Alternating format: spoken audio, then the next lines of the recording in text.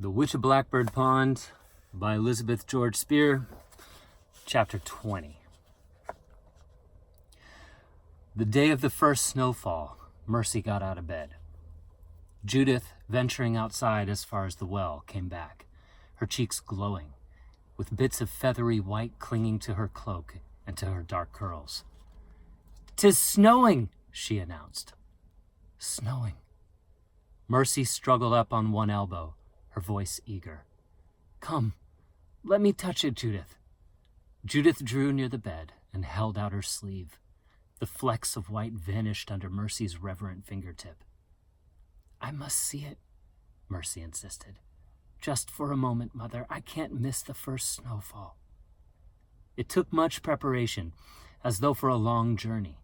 2 pairs of knitted wool stockings between her feet and the cold boards, the blue shawl wrapped securely about her ears, and a heavy quilt swaddled around her from head to foot.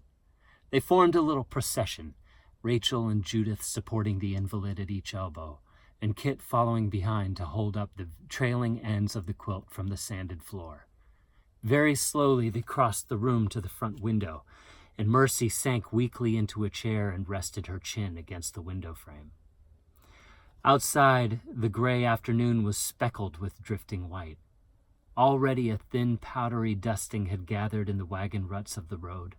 The flakes fell softly, vanishing in the heaps of brown leaves, swirling in little smoky coils. "I love the first snowfall better than anything in the world," sighed Mercy, her eyes worshipful. "I can't imagine why," said Judith practically. "It means you can scarcely step foot out the door again till spring." "I know, but 'tis so beautiful, and it makes the house seem so warm and safe. To think that Kit has never seen snow before. Go to the door, Kit, and feel it for me." Kit went obediently to the door and stepped outside. The white flakes made a queer sort of confusion before her eyes. They brushed her cheeks like tiny flower petals and caught on her eyelashes. For a moment, her heart lifted with a trace of Mercy's excitement, and then the cold dampness soaked through her thin slippers, and she shivered. "I'm not sure I like it," she thought. "It's curious and lovely in a way, but it makes everything so dark, and somehow it makes me feel shut off. Somewhere, far beyond this endless curtain of white, green leaves and flowers were growing under a bright, warm sun. Would she ever see them again? Next morning, her dark fears were swept away in a rush of wonder. Under a cloudless blue sky stretched a breathtaking, glittering universe, carved of dazzling white coral, unreal and silent. Every familiar sign was altered. There was no trace of life or motion. It was as though no eye but hers had ever looked out upon this purity and perfection. Then, as she looked, a living thing dared to intrude upon this untouched wilderness. Through the white carven carpet that had been High Street pushed 4 oxen, buried up to their middles, dragging behind them a heavy plow. Snow fell away from the great blade in a gigantic wave. "They are breaking out the road," explained Judith. "Now we will be able to get to the lecture." That evening, for the first time since Kit's arrest, William came to call. He had stayed away, he explained, out of consideration for the illness in the house. He inquired courteously after Mercy's health, and she smiled at him from the bed where she sat propped against the feather pillows. Rachel fluttered to draw a chair for him. On the opposite side of the hearth, Kit was intent on her spinning. She had taken over Mercy's flax wheel and was slowly mastering the art of winding a fine uniform thread. It took concentration and a steady hand. Now the humming of the wheel barely slackened as she raised her eyes for one grave, cool look. William's eyes flickered away toward the leaping flames. It was Judith who kept the conversation going. She had fiercely resented her enforced absence from church and lectures. Now she demanded to know everything that had happened, which of her friends were up and about, when there might be a sleighing party.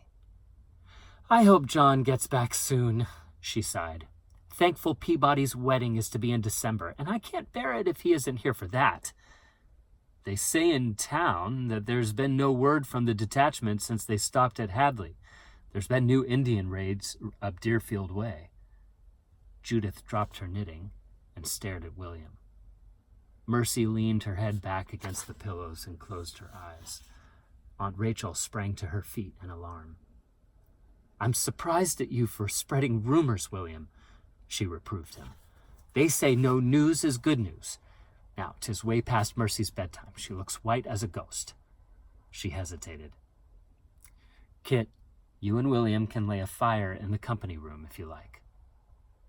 Kit did not look up from her spinning.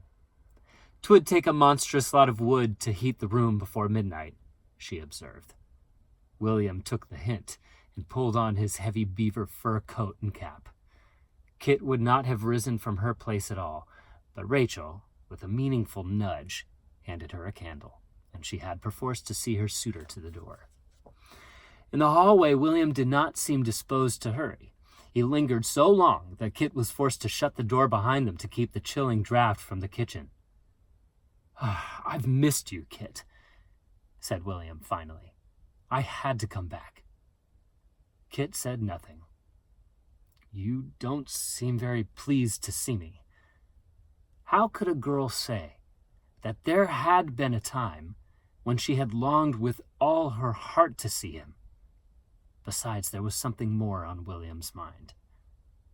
"I don't want you to think that I hold anything against you, Kit," he said awkwardly. "Everyone knows that you meant well. They are all saying in the town what a help you have been to your aunt these past weeks. You'll find when you come back, I promise you, Kit, that everyone is willing to let bygones be bygones, and that you can make a fresh start." Kit looked down at the tip of William's great boot. "What do you mean by a fresh start?" she asked quietly.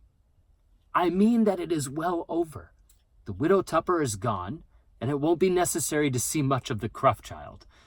Don't you agree, Kit, that from now on it would be wise to use a little more judgment about people? Mind you, I'm not speaking against charity," he went on, seeing her mouth opening in protest. "We're supposed to care for the poor, but you overdo it, Kit." "But it wasn't charity," Kit burst out. "Hannah and Prudence, they're my friends." "That's just what I mean. We're judged by the company we keep, and in our position, people look to us for an example of what is right and proper. And I'm to set an example by turning my back on my friends?" Kit's eyes glittered. "Oh, Kit," pleaded William miserably, "I didn't want to quarrel with you tonight, but try to see it from my side. It would make a man uneasy never knowing what his wife would do next." "'Twould make a wife uneasy never knowing whether she could depend on her husband," Kit answered levelly. William had the grace to flush, but he held stubbornly to his position. A month ago, Kit's temper would have flared, but all at once, she realized that William could not really anger her. She had had a long time to think that night on the riverbank, and the longer night in the constable's shed. She had never consciously made any decision, but suddenly there it was, waiting and unmistakable. "'Tis no use, William," she said now. "You and I would always be uneasy, all of our lives. We would always be hoping for the other one to be different, and always being disappointed when it didn't happen. No matter how hard I tried, I know I could never care about the things that seem so important to you." "The house isn't important to you?" he asked slowly. "Yes, in a way it is," she admitted. "I'd like to live in a fine house, but not if it means I have to be an example. Not if it means I can't choose my own friends." William, too, had been doing some thinking. He did not seem surprised, only gravely regretful. "Perhaps you're right, Kit," he conceded. "I've hoped all this year that you would forget your odd ways and learn to fit in here. If I thought you would just try." She shook her head. Then I won't be coming again. 'Tis no use, William, she repeated. At the door, he turned and looked back, his face baffled and unhappy. There was in his eyes just the merest flicker of the look she had seen there on that first morning outside the meeting house.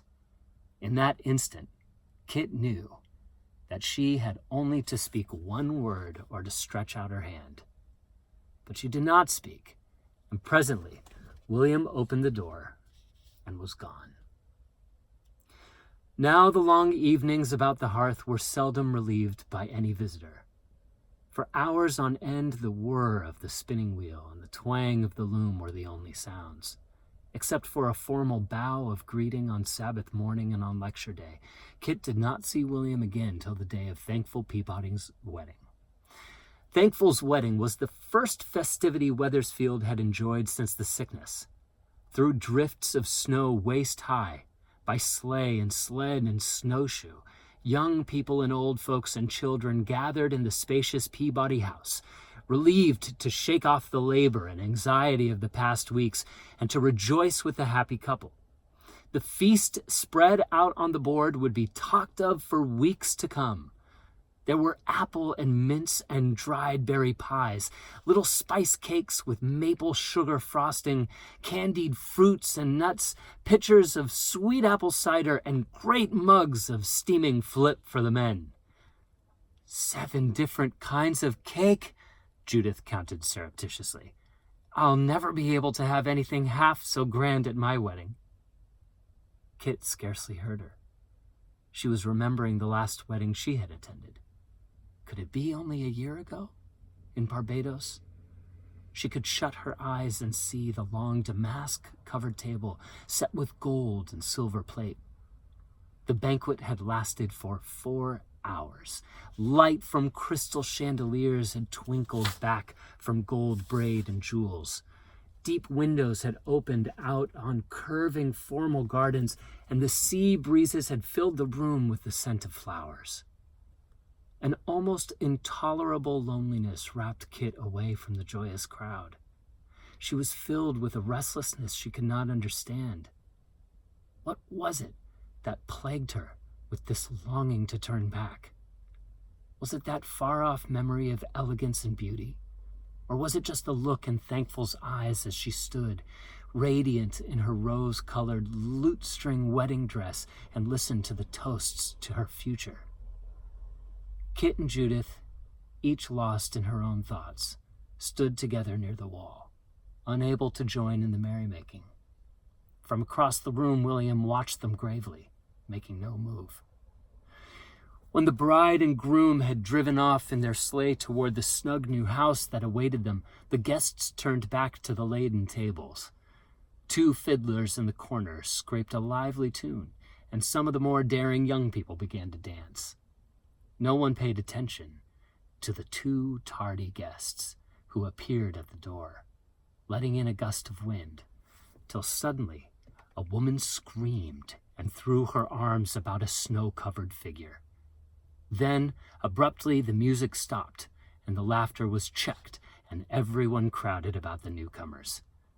They were 2 Wethersfield men, returned from Massachusetts with the detachment of militia. The story they had to tell put a somber end to the happy evening. Of the detachment of 20, only 8 had come back to Hartford. Just south of Hadley, before they could reach Deerfield, they had been ambushed by Indians who attacked savagely with both arrows and French rifles. 4 men had been killed outright, and 2 others had died of wounds on the trail home. The rest had been surrounded and taken captive. For a few days, the survivors had attempted to follow the Indians, till a heavy snow had made it impossible to go on. They had found the scalped body of one of the captives lying by the trail, and they had little hope that in the weather any of the prisoners would have been spared. They had turned back and made their way on snowshoes, barely reaching Hadley before another blizzard set in. The sobered guests crowded close, waiting for one answer. No, none of the Wethersfield men had been killed, but one of the captives was that young fellow who had been studying with the doctor, John Holbrook. In the mingled relief and horror, few of them noticed the faint wail that came from Judith, or saw her waver and fall. Kit and Rachel sprang forward, but it was William who reached her first and carried her gently to the settle by the fire, and it was William who later tucked her carefully into his sleigh and drove her home. In the weeks that followed, watching Judith, Kit began to understand how the gray shadow that was her Aunt Rachel could once have been the toast of an army. Hopelessness had erased the color and animation from Judith's face and set her lovely features into a still mask. Kit ached for her, but even more she was torn with pity for Mercy, whose grief could not find an outlet in a tear or word. Would Mercy's scant strength be equal to this burden? Rachel worried that her daughter did not gain, and fussed over the fire, concocting nourishing stews which Mercy obediently tried to swallow. In some contradictory way, grief seemed to have etched on Mercy's thin face a beauty it had never possessed. Behind the clear gray eyes, the light still burned steadily. Should I tell her? Kit wondered. Surely now Mercy has a right to know that John loved her. But watching Mercy's stillness, she found a new patience to resist her own impulse. Someday the time would come when Mercy could know. The Christmas season passed, unmarked by any rejoicing.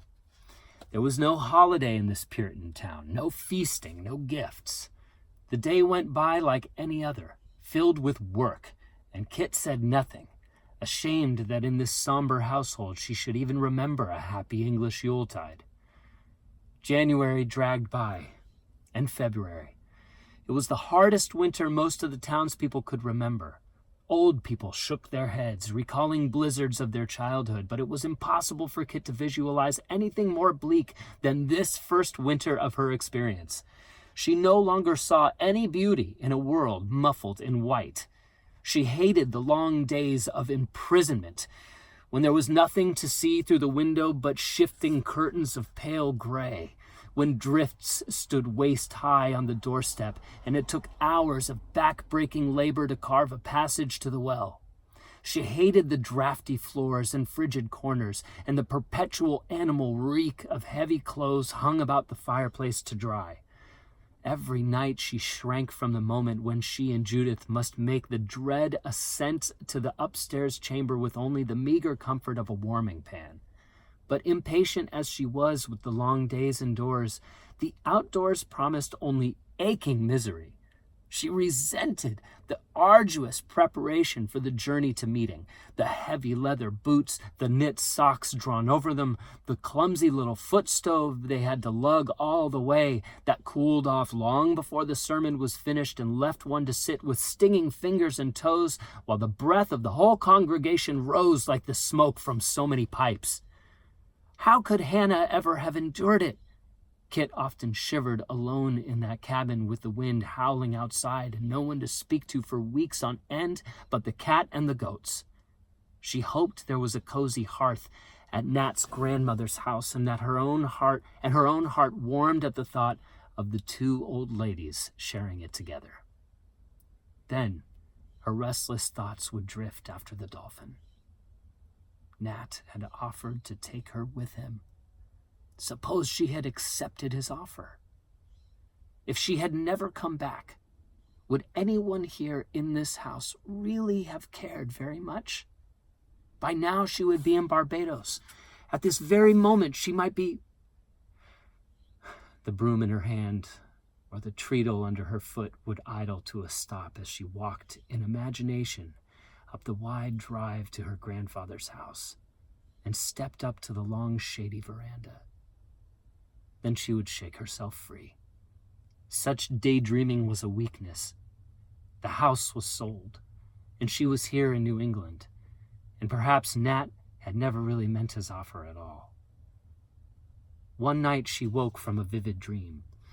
She and Nat had stood side by side at the bow of the Dolphin, watching that familiar curving prow carving gently through calm turquoise water. They came soundlessly into a palm-studded harbor, fragrant with the scent of blossoms, and happiness was like sunshine, wrapping her round and pouring into her heart till it overflowed. She woke in the freezing darkness. "I want to go back," she admitted at last, weeping. "I want to go home, where green things are growing, and I will never see snow again as long as I live." Her tears, scalding her eyelids, froze instantly against the pillow. Lying tense beside Judith, she made a resolve. After that, all through the cheerless days, she hugged the dream close. Sometimes, driven by her restlessness, she would talk about Barbados to Mercy. "Once, when I was quite small," she would say over the hum of the flax wheel, "my grandfather took me to see a great cave. You had to go to it when the tide was very low, and when a wave dashed across the rocks, it made a sort of curtain across the opening of the cave. But inside it was very calm and still, and the water on the floor was as clear as glass. Underneath the water there was a sort of garden made of colored rocks, and all over the roof of the cave there were queer hanging shapes, like those icicles outside the window, only pale green and orange and rose-colored. It was so beautiful, Mercy." Mercy would look across at Kit's wistful face and smile in understanding. "She knows," Kit thought. "When I tell them that my mind is made up, she will not try to keep me. She will be sorry, I think, but truly won't they, all of them, be a little relieved?" In all honesty, she often argued, wouldn't she help the family most by leaving? Did the help she managed to give her aunt and uncle ever begin to make up for their trouble, and for the inescapable fact that she was another person to feed and clothe? Though no one ever so much as hinted at it, the grim truth was that where a short time ago 2 girls had been well provided for, there were now every likelihood of 3 spinsters in the Wood household. No, she amended, Judith would never be a spinster. Kit had watched William's face in meeting, and she knew that he was only biding his time. And Judith, in spite of her downcast eyes, was well aware of this. By every right of beauty and accomplishment, Judith belonged in the new house on Broad Street. In their secret hearts, all 3 of them, she and William and Judith, had really known that all along. It needed only time now to bring about the match which Kit and John Holbrook had interrupted. In March, a fresh blizzard buried the town in drifts.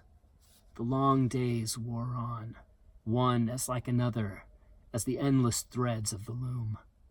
Though the bitter cold did not abate, the daylight hours grew perceptibly longer. They lighted the candles a bit later every afternoon. Judith had just set the brass candlestick on the table one late afternoon, and the girls were moving the table nearer to the hearth in preparation for supper, when a knock sounded at the door. "See who it is, Kit," said Rachel absently. "I don't want to take my hands out of this flour."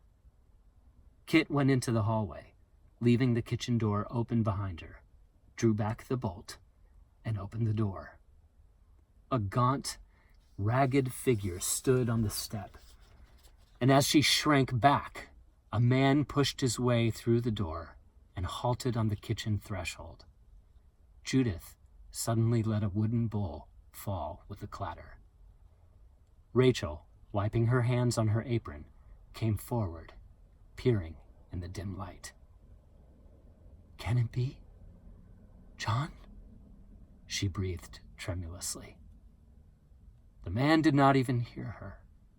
His eyes had gone straight to Mercy where she sat by the hearth, and her own eyes stared back, enormous in her white face.